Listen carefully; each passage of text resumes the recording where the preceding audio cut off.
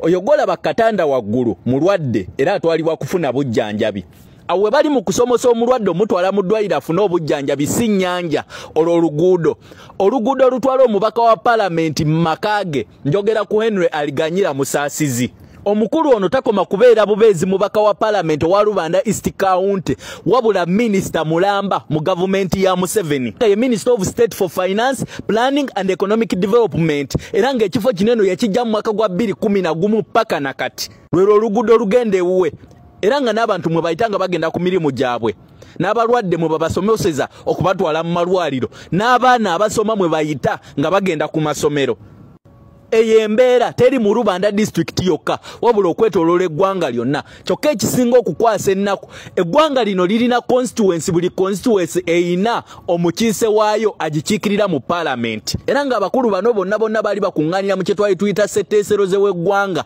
oba Parliament of the Republic of Uganda kyokka nga kati yafuuka House of Clearance tukirize tugaane parliament y'eggwanga lyaffe omulimu omukulu gwe yasigaza okukola ku kiryalinga ssente ng'ezikiriyalingirani Museveni akole ki atulugunye ffe bannayuganda nga ssente za kiryalinga ziva mu ffe bannayuganda kati bakutte ssente miliyoni 10 baziwadde buli mubaka wa parliament ababaka bali 529 bodira miliyoni 10 nozikubisamu emirundi 529 ofuna biliyoni 52 mu obukadde 9 Bwentola kezo w'ekitiibwa Leader of Opposition Joel Ssenyonyi nentola keza Honorable Rutamaguzi wasigalawo mmeka okay tugambe kala ababaka ba parliament bonna aba NUP bazizizayo nga kuno kwekuli ne Kaziwe Bashiri Mbaziira ababaka baneno baba basigadde 473 bodira miliyoni 10 nozikubisamu abana Uganda weboogera nga bagamba simanyide anti government bantu bange engudo bwezityo bakugambye oyo minisita mulamba atoola oluguudo lwe lumutwala ewuwe si byangu nzijukirako emabegako President Yoweri Kaguta Museveni yagambanga nga wagenda mu bitundu opposition byekulembera ng'agamba nti kibasibyeko embeera embi mwalonda bubi mbu musindika abantu beesikwatagana nabo kyeva olaba nga ki ebizibu byammwe tebikolwako abantu bange ono muna NRM kakongolera era minisita mulamba awedde emirimu naye ndowooza oluguudo olulaba nze naawe tuvuddeko eyo munnange ekikonde kinyoose wakati w'omuyindi n'omunayuganda munnange owedde oli akanya agamba mpe ssente oli agamba mpe essimu yange ekikonde ne kinyooka okukakana omuyindi ng'ali wansi ku ttaka. Give me my $4. Hey, don't mind now, Emma. Unoringa cash numbers. Hey, give me my $4. Hey, hey.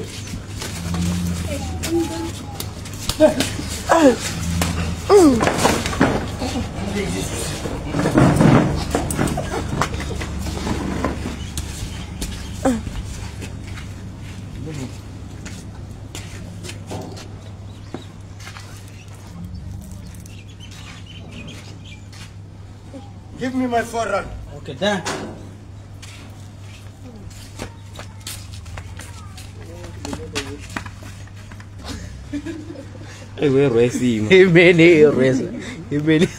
Eno Uganda bagiyita mujakiwulira gakyali mabaga embeera y'economy etuwuuba naye nga gwe woleetera akajanja omwana akuyisaamu empi byebyo mpola mpola tukyagenda era nga nze wendi kubanga nga batuusaako gonna mu bujjuvu nga tuvuddeko eyo munnange kyaddaaki omwana Churchill James Sentamu avuddeyo n'abannyonnyola bye mubadde mwetaaga okumanya omwana mumukubye nnyo omwana mumusabudde ng'alinganga munnange yabaganya okuba nga mujjako President Museveni abaffe omwana muto muleke omwana azimbe kaliya ye naye muze ku mwana ne mumusabula ne mukuba left right center avuddeyo n'abannyonnyola bye mubadde mwetaaga okumanya yali akola mulimu gwe omwana yajjira teyalina card actually yajjanga independent okitegeera ekintu ekyo kino kiba kitegeeza nti akulembera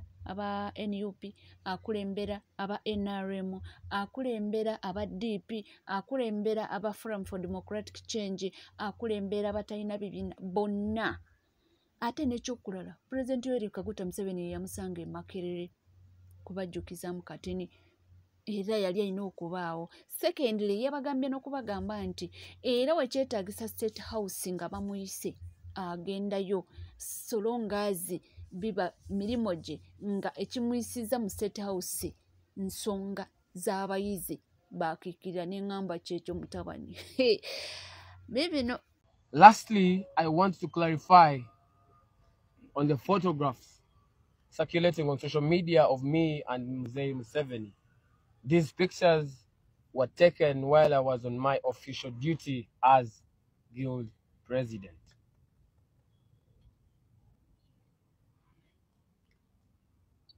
At the launch of the Research and Innovation Week, representing over 45,000 students of diverse political minds, beliefs, and I think it is at this point that I encourage Ugandans to enhance tolerance for diversity.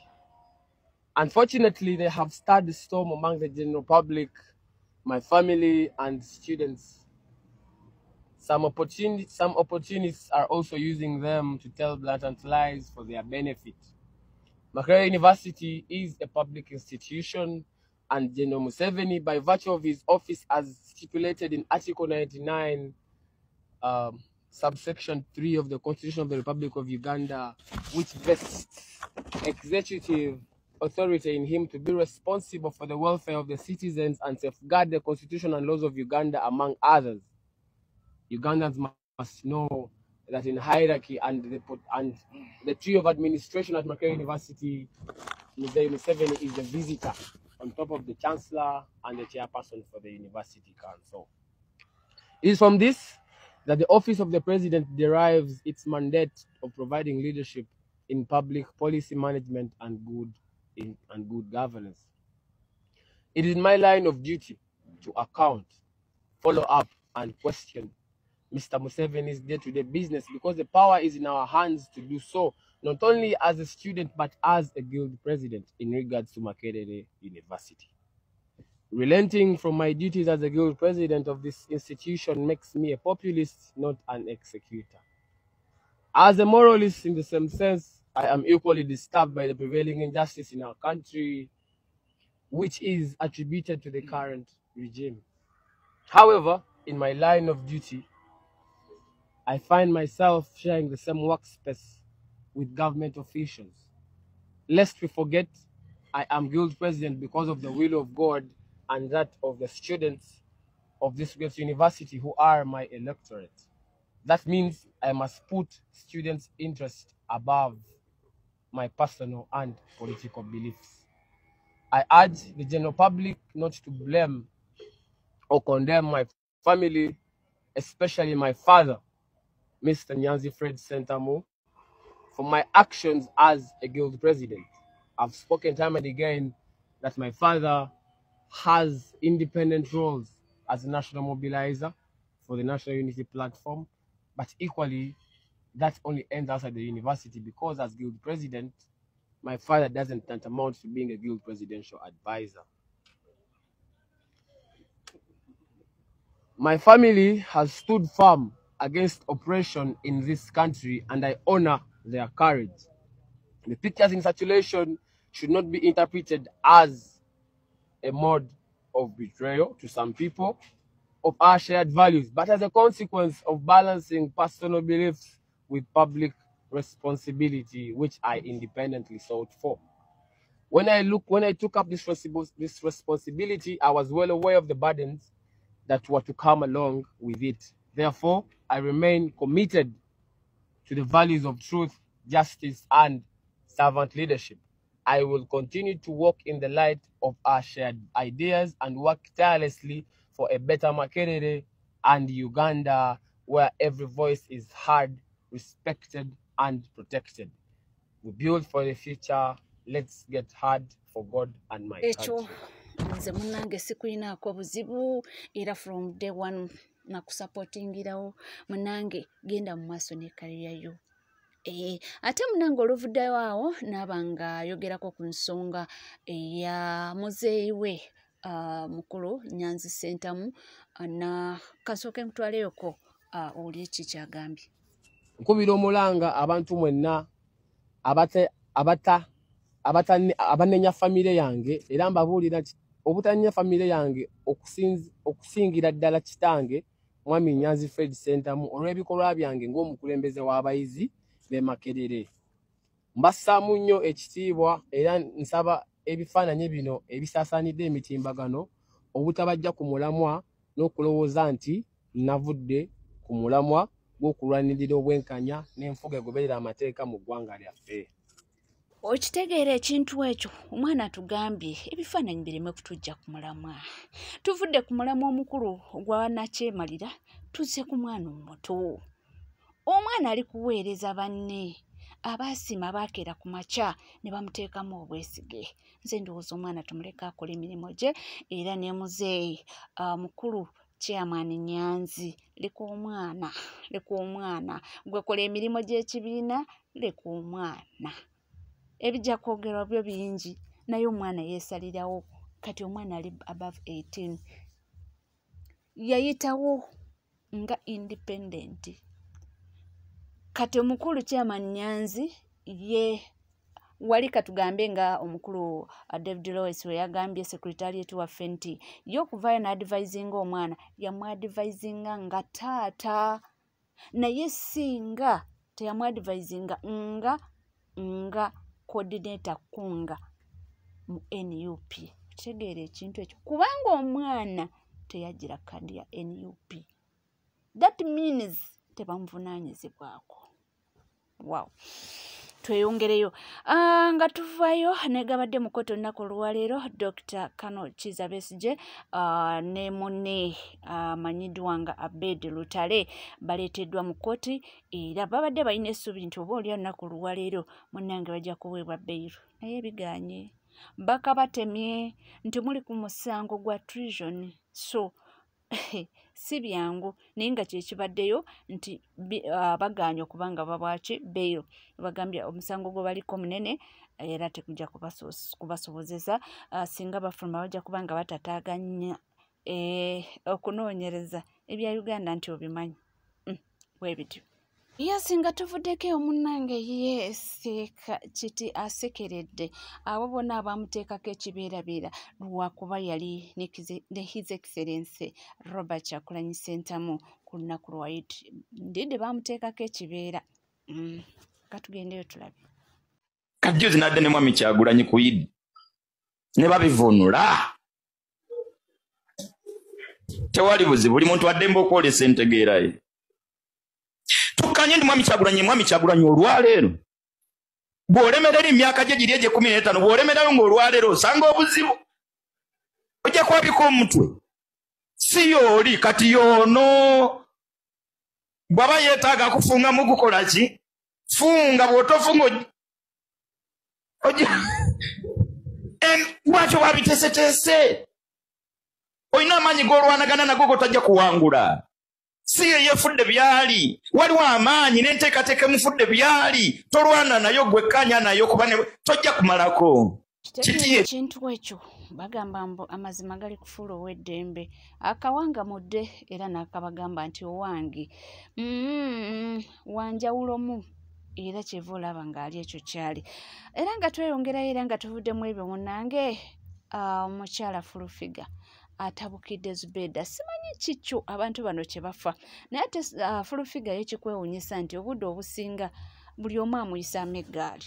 Ne wonogenda ku nnyumba ya Allah emirundi mutwalo nga tolina Katonda nga tomumanyi nga tomanyi Allah ng'osaalira bwerere n'enjala osiba ya bwerere yo osiiba ggwe ofaana gy'ofaanana gw'osobola okusiiba luyinza n'okukongoka ne lufa. Abantu bemusabiriza bemufuula ekizibu bizinesi zaabwe zonna muzisi kajja kanje jemberako kasesema mbondo mama wange mama wakalaki oli alina n'obugalo bunnamagalo alina n'obugere busemagalo lwaki alina bunnamagalo lwaki wakwata bizinesi y'omukazi mala emisango gyo totandika wano okubuuza mama wange mama nyoko atunanga ebisese n'ennyoko waabwe oyo omama wange boovuma tebalina banyaabwe bemuvuma tebabazaala omanye abantu bavumye gwe kisilaani gwe katunulanga enkulukuku omanye abantu bavumye wali wamanyina okumanya okwemanya ntogambwako n'antameggwa ow'ekitale nnyo era mukwano nze sitabidde duma nze ndi mukombozi ate tebandoga Tebando gojja kundogo tunenga koloboza. Muyamba lya bisali ebya rais. Nyambala salia za buwanana. Nyambala salia za buwanana ndo zako. Jagalo mpunyeko. Lumanyira. Walumba musajja abandi n'omuteeka mu kamera emisango gikutuddemu nange kino kikambwe. Omukazi ayomba oyo omukazi avuma be bamanyi oba bafaaki oba bafaaki naye biwanvu. Tuvuddeko eyo munnange waliwo akapaati kambadde neerabidde okubanga nkabateerawo ak'Oluganda. Omwana oyo ng'annyonnyola lwaki yeesimbawo nga independent. Yes, tebamuwa kadi n'asalawo ajje nga independent. Njogera ku mwana Kyakiiru, abaana gwe boogeredde amafuukuuli. Sijanga nga independent nesimbawo ng'abayizi abalala bonna twali tufaanaganya ku ballot paper era nesimbawo olw'abo abayizi abansaba nzije mbakikire kubanga balaba obusobozi munze ng'omuntu kiba kya buli azaamaanya kubanga bansaba nzije nesimbewo ne bannonda wakati w'okunyigirizibwa kwonna okwaliwo ne bannona nfuka omukulembeze waabwe. So nze nno nali nzira mu ddoboozi ly'abayizi abo ab'Emakerere. Oyo ye Kyakiiru.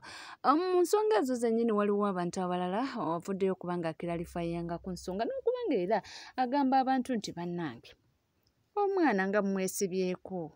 Waliwo kyali wange yampereza ekifaananyi kino nankubira essimu naŋŋamba wa ebintu bino nga bitandise otumalamu amaanyi kati laba bino ne mubuuza naye gwe bujega bw'oliko twafuuka tutya ab'omukwano nga nze sitera kuba mukwano gw'abajega.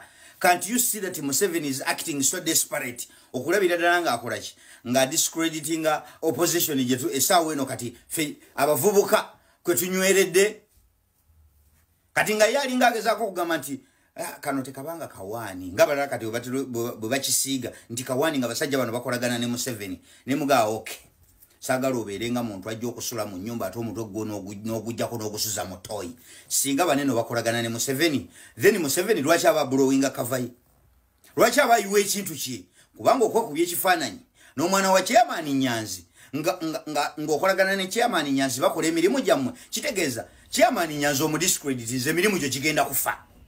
Kati you have to use your head and understand that this is not something that we would waste time on. Kubanga kino Museveni kyayagalira ddala. Gwe webuze bagirudi president bamekabe yake kubya na bibifaananyi. Bwabanga atuse kweno level ng'abantu abamu rivaling atandise n'okwekubya na abaana baabwe bifaananyi kitegeeza kati sawe naali disparate discrediting antya opposition naye abantu abategeera they cannot fall for this. Abantu abategeera they cannot fall for this. Kuba otuuka n'olowooza loga kati Museveni ekintu kye lwaki ate aba akyeyira nga yennyini yakyezimbidde naye the man is acting desperate. Ye kati ono omwana ne mubuuza ono omwana gwoga nti akumalamu amaanyi yali abaddeko ddi owaffe oba owammwe kubanga nga yeesimbawo kuba guild president yajjanga independent owa NUP yajja n'owa NRM najja naye najja nga aki singa bamuwa kadi ya NUP awo twandiga nti bannange ekyo kyandibadde it would be another story naye the fact that nti teyagira na ku kadi ya NUP then osi wammwe kati ekikusumbwa nti olw'okuba mwana wa Chairman Nyanzi olwaliro byetujja waneeno abaana abasinga bonna abogera ku nkyukakyuka wano ku internet kababe wawala kababe balenzi ogenda kwesanga nga family zaabwe ziri against ne bye bakola. Kati sisobola kera ncha nencrucifying Nyanzi over his son kubanga naffe ffennyini tudefines ku family zaffe tezikiriza bye tukola kugamba nti mannange obulamu buli matiga kati ffe tubanga tusobola okudefyinga ku family zaffe nga tezikiriziganye bino bitubeera waneeno ne tubeera ku gavumenti abasajja abassi naye ne tugaa ffe tetwagala kumanya what of Nyanzi zisana nze nkulisifying Nyanzi nti omwana lwaki tali mu struggle tali ku side yo. I cannot do that newankubadde nsobola okuba na appetite ekulusifying Nyanzi this time around I have to lose that appetite ne mulindire ewalala naye nonti at this time whereby nze ngenda kugwa muzanyo gwa Museveni kuba kino kyayagala bagenda okukola bino nga bino bye babaagala mukole muddaawo Nyanzi mukola kwate mutandika okufuna doubt mu struggle that is Museveni's target. Kati gwoba ogudde muzanyo gwo gwabaagalamu kati wetwogerera eno yegenda okubeera topic etambula wiki namba eri kati ngomanya waliwo obubbi obutambula era mwetegereze nnyo bino nga bigenda mu maaso babe bataddemu yejja okuba tokability ngeri waliwo obubbi obutambula awo Museveni ebyo byaba ayagala kati ze sola crucifying Nyanzi lwaki ne mu dini yaffe y'Obusiraamu Allah ina watu gambira nti inna min awladikum njera bidi aya nga bwetambula ifundikira gamba fitina mu baana bammwe muli mu fitina bigezo bameka abazadde betulabye abaana nga yekutene mama waabwe ne bagala okutta tata waabwe olw'ebintu kati manya nti mu family mubaamu ebingiringiri nga bino ebyana ebitalowooza nti omusajja yali agala kutta kitange nekisigala nga kikolagana n'omulabe waani watata wakyo olw'okuba kiina omulugube gwa ssente kati bino tebitwewuunyisa omuntu yenna ategeera kale bw'oba toli muzadde nti tosobola kitegeerera mu ango ya muzadde tobiwulira nti maama yegasse n'omwana baagala okutta tata waabwe olw'emmaali kati ebyana bwe biti eby'omululu bibeeramu mu famire gwope wamwe temubirina famire zibirina nga kyo kyerowoozaako kyokka kati kino ekyana bwe kiba nga kyabadde ne Museveni we shouldn't even waste time on this kubanga ye Museveni target ya kudiscreditinga opposition olwalira abavubuka ababadde bali ku side muvuganya tutuuka ekiseera mbutugweddemu amaanyi no please enkyukakyuka titugitambuliza ku famire y'abambogo nedda era guboga nti abembogo olw'okuba bagala babwaine balina bye bakoze nga bye bikumalamu amaanyi then gwe kyoliko tokitegeera nti ate bino tugenda defending. There is nothing to defend here tabangako waffe kubanga teyajjira na ku kadi ya Nuupu moreover ebyo byonna tubimanyi tulabye abantu bangi abaana bangi nga beewagudde okuva ku bazadde baabwe gundi tomulaba ani ono Saliko jawange sali temumulaba bebe kuru teyadifying against his father nada ku side ya Museveni kati tuleme kubeera nga abantu abatalaba bintu bibaddewo bino tebyandi tumalidde budde waliwo obubbi obugenda maaso tuli ku mutabani wa Nyanzi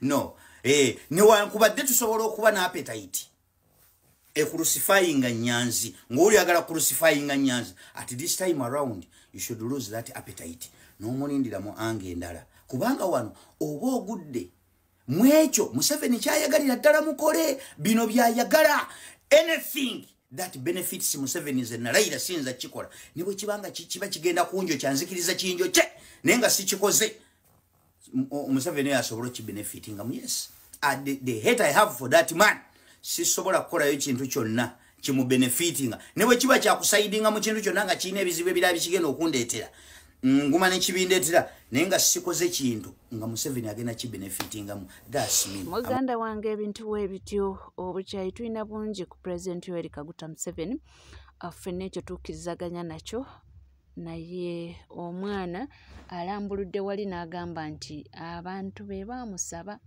nti abarepresentinge kwe kujja nga independent nti yali tasobola kubalya mu lukwe so nti byonna byeyakoze oba byonna byakolebwa yali abikola nga atuukiriza interest ez'aba student abasima ne bamuwa obululu webale kubanga wekumidde ku NCK TV nkugamba bugambi nti obanga tuna subscribinga kekadde subscribinga ringinga that notification bell sharingo likinge ebisigadde nkomawo nabyo tovara